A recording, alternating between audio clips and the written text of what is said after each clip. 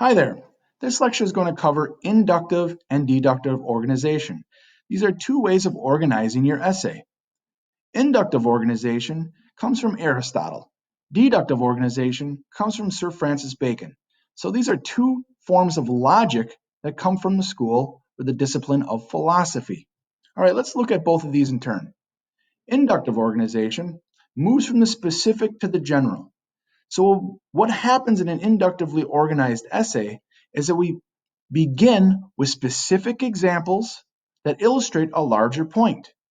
So the essay might begin with an anecdote, personal experience, statistics, or facts that illustrate a very specific point that then moves to something more general. The general can then be the thesis or topic sentences. Okay? Typically what happens is that those specifics are points that then support the general. But again, the specifics come first. The general, on the other hand, comes towards the end. So the thesis can be located anywhere between the beginning and the end of an essay, but most generally, an inductively organized essay will have the thesis at the very end. And you'll see this in some of the articles that we will be discussing this semester. Let's look at deductive organization. Deductive moves from the general to the specific, so it basically flips the inductive on its head.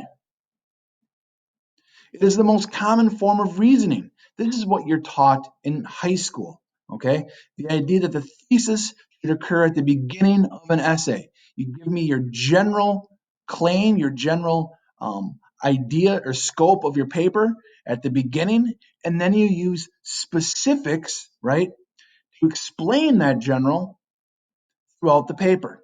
So you begin with the thesis, and then each of the paragraphs breaks down that thesis with specific examples that illustrate the larger or more general point.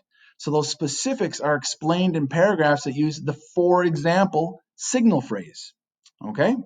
So these are two important ways of understanding how to organize an essay. Inductive, again, the thesis typically occurs at the end of the essay. In deductive, the thesis typically occurs at the beginning.